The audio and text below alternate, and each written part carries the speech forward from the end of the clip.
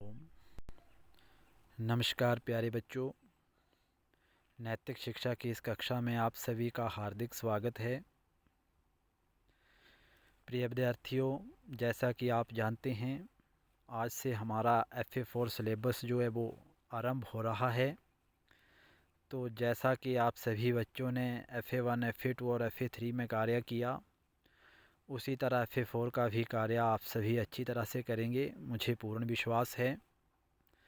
तो आज हम पाठ 16 राम प्रसाद बिस्मिल जी के बारे में पढ़ेंगे। राम प्रसाद बिस्मिल जी के बारे में हमें पढ़ने का मौका क्यों मिला, इन्होंने ऐसा कौन सा योगदान हमारे देश के लिए दिया, इन्होंने कौन से ऐसे काम किए, आइए जानते हैं। स्वतंत्रता संग्राम में काकोरी षड्यंत्र के अपराध में जिन 4 व्यक्तियों को फांसी दी गई थी, उनमें राम प्रसाद बिस्मिल प्रमुख थे। स्वतंत्रता संग्राम जब देश आज़ाद हो रहा था तो काकोरी षड्यंत्र जो था रचा था इन्होंने, तो 4 लोगों को फांसी की सज़ा दी गई थी, उनमें राम प्रसाद बिस्मिल का भी नाम था। इन्होंने काकोरी में रेल से सरकारी खजाना लूटने का प्रयत्न किया था। राम प्रसाद के पिता श्री मुरलीधर अपने बच्चों पर कड़ी निगरानी रखते थे। एक बार राम प्रसाद कहीं खेलने चले गए तो उन्हें इतना पीटा गया कि वे कई दिन तक उठ ना सके। बहुत इन्हें पिता जो थे वो पीटा करते थे। शायद यही से उनके दिल में बगावत के भाव उत्पन्न हुए। उन्होंने स्वयं लिखा है, इस प्रकार खूब पिटता था पर उदंडता अवश्य करता था। उन्होंने अपने आप खुद कहा है, खुद लिखा है कि मैं जो था वो पिटाई मेरी बहुत होती थी, लेकिन मैं उदंडता गलत काम भी बहुत करता था। शायद उसे बचपन की मार से ही यह शरीर बहुत कठोर और सहनशील बन गया था। उनका जो शरीर था बचपन की मार के कारण बहुत ही कठोर और सहनशील, हर दर्द को सहने की उन्हें आदत हो गई थी। राम प्रसाद में पढ़ने की इच्छा बड़ी तीव्र थी, वो पढ़ाई में बड़े ज़्यादा तेज से, वे जैसे तैसे पैसे जुटाकर किताबें खरीदते और पढ़ते थे। कुछ गलत किस्म की किताबें पढ़ी जाने में उनमें कुछ बुराइयां भी घर करने लगी। कुछ उन्होंने गलत किस्म की किताबें भी पढ़ ली जिसके कारण वो बुरे रास्ते पर चल पड़े। पर कुछ दिनों बाद जब मंदिर में आना जाना हुआ तो पुजारी जी के उपदेशों से ये आदतें छूट गई। लेकिन जब वो आर्य समाज, मंदिर इत्यादि जाने लगे, धर्म की बातें सुनने लगे, तो उनके अंदर से ये गलत आदतें जो थी वो छूट गई। आपके अंदर भी अगर आपके अंदर भी वो गलत आदतें आ जाती हैं, आप भी जो है वो गलत लोगों का साथ देना शुरू कर देते हैं, तो आपने भी जो है अच्छी किताबें पढ़नी है, महात्माओं के संपर्क में जाना है, अच्छे लोगों का साथ देना है, जिससे क्या होता है हमारी जो गलत आदतें हैं वो मिट जाती हैं। इन्हीं दिनों उन्हें सत्यार्थ प्रकाश पढ़ने को मिला।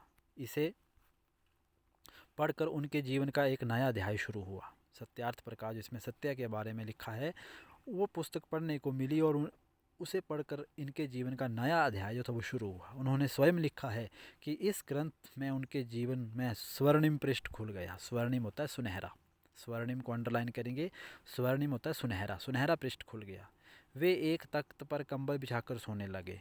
रात के समय खाना भी छोड़ दिया, किसी के कहने से शहर भी छोड़ दिया। उबाल कर दाल या साग एक समय भोजन करते थे। मिर्च और खटाई तो छूते भी नहीं थे। व्यायाम करने लगे, नित्य प्रति स्वाध्याय करते थे। कोई साधु महात्मा आता तो उनके उपदेश अवश्य सुनते थे। इस प्रकार की उनकी जो आदत थी वो बन गई। आर्य समाज में उनकी श्रद्धा देखकर कुछ लोगों ने उनकी शिकायत उनके पिता से कर दी। पिताजी ने जिद पकड़ ली कि आर्य समाज छोड़ दो या घर छोड़ दो। वो भगवान के ध्यान में मस्त हो गए, तो पिताजी को लगा कि ये घर के बारे में बिल्कुल नहीं सोच रहे हैं, तो उन्होंने कहा कि या आर्य समाज रहो या घर रहो, एक काम करो। राम प्रसाद टस से मस नहीं हुए, केवल एक कमीज और धोती पहनकर घर से निकलने को तैयार हो गए, घर छोड़ने को तैयार हो गए और पिता के पैर छूकर घर से निकल पड़े। जंगल में पेड़ पर बैठकर रात बिताई, जंगल में चले गए और पेड़ पर बैठकर रात बिताई। भूख लगने पर खेतों में हरे चने तोड़कर खाए। कहीं खेतों में हरे चने लगे थे, उन्हें तोड़कर खाने लगे। नदी में स्नान किया और जलपान किया। दूसरे दिन वे आर्य समाज गए और स्वामी अखिलानंद का व्याख्यान भाषण सुना। वहाँ एक पेड़ के नीचे खड़े थे कि पिता कुछ लोगों को लेकर आए और इन्हें पकड़कर मिशन स्कूल हेडमास्टर के पास ले गए। हेडमास्टर ने समझाया कि रोज़ रोज़ बच्चे को पीटना ठीक नहीं है। उस दिन के बाद से पिता ने उन्हें पीटना छोड़ दिया। हेडमास्टर जी ने बताया कि बच्चे को ज़्यादा मारना जो वो ठीक नहीं है, तो उसी दिन से उनके पिता ने उन्हें मारना छोड़ दिया। राम प्रसाद आर्य समाज में जाते रहे। उन्होंने साधुओं और विद्वानों की भरसक सेवा की। भरसक होता है भरपूर सेवा की। आर्य कुमार सभा की स्थापना हुई। उसकी और में से शहर में व्याख्यान किए जाने लगे। वे व्याख्यान देशभक्ति और कर्तव्यपरायणता से भरपूर होते थे। उच्च स्थान न मिलने के कारण आर्य कुमार की सभा जो मैदानों में होने लगी। उच्च स्थान नहीं मिला, अच्छा स्थान नहीं मिला, ठीक स्थान नहीं मिला, तो उन्होंने सभा जो थी वो मैदानों में करने लगे। इन्हीं दिनों राम प्रसाद का संपर्क ऐसे व्यक्तियों से हुआ जो देश को आज़ाद कराने की सोचते थे। जैसे कि लोकमान्य तिलक, शाहजहाँपुर के विचार सुनकर वे आज़ादी के संघर्ष में कूद पड़े। देश को आज़ाद करने के लिए वो कूद पड़े। उन्होंने अमेरिका को स्वाधीनता कैसे मिली पुस्तक लिखकर देशवासियों के खून को गर्म करना चाहा। बोल्शेविकों की करतूत, मन की लहर, कैथराइन, स्वदेशी रंग, यौगिक साधना आदि पुस्तकें भी इन्होंने लिखी व अनुवाद किए। फिर क्या हुआ, काकोरी रेल डकैती में उन्होंने अभूतपूर्व योगदान दिया।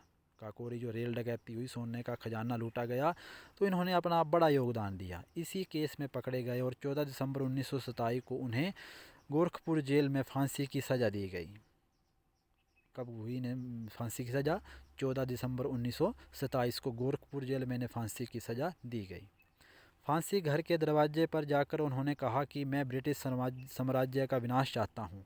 इसके बाद तख्ते पर खड़े होकर प्रार्थना के बाद ओम विश्वानी देव सवित दुरतानी पर अशुभ यद भद्रम तन आशुभ, इस मंत्र के साथ फंदे से झूल पड़े। तो इन्हें फांसी हुई और फंदे से ये झूल पड़े। तो ये था हमारा राम प्रसाद बिस्मिल जी के बारे में पाठ जो हमने समझा। इसके प्रश्न है, राम प्रसाद का शरीर सहनशील कैसे बन गया था? तो हमने पाठ में पढ़ा कि बचपन की मार के कारण उनका शरीर जो था कठोर और सहनशील बन गया था। सत्याप्रकाश पढ़ने से उनके जीवन पर क्या प्रभाव पड़ा? उनका जीवन बदल गया। उन्होंने स्वयं कहा है कि मेरे जीवन का स्वर्णिम पृष्ठ खुल गया। वो रात कंबल पर एक कंबल लेके सोने लगे, रात को एक समय खाना खाने लगे, है ना, व्यायाम करने लगे, कोई भी महात्मा आता उनकी अच्छी बातें सुनने लगे। ये उनके जीवन में बदलाव आया। आर्य कुमार की सभा की बैठकें मैदानों में क्यों लगी? इसलिए लगी क्योंकि उचित स्थान नहीं मिला। इसी कारण उनकी जो सभा थी वो मैदानों पर होने लगी, है ना। राम प्रसाद को किस अपराध पर फांसी हुई? काकोरी रेल डकैती में उन्होंने अपना अभूतपूर्व योगदान दिया, जिसके कारण उन्हें फांसी हुई। फांसी घर पहुंचकर उन्होंने क्या कहा? फांसी घर उन्होंने कहा कि मैं ब्रिटिश साम्राज्य का विनाश चाहता हूँ, और मंत्र के बाद वो फंदे से झूल पड़े। तो ये था हमारा पाठ 16 FA4 का, जिसे हमने पढ़ा। तो आप इसके क्वेश्चन आंसर जो है अच्छी तरह फिर नोटबुक पे करेंगे। सबसे पहले राम प्रसाद बिस्मिल जी का चित्र बनाएंगे, उसके बाद इसके क्वेश्चन आंसर जो है वो फिर नोटबुक पे करेंगे। तो आप सभी का दिन मंगलमय हो। धन्यवाद।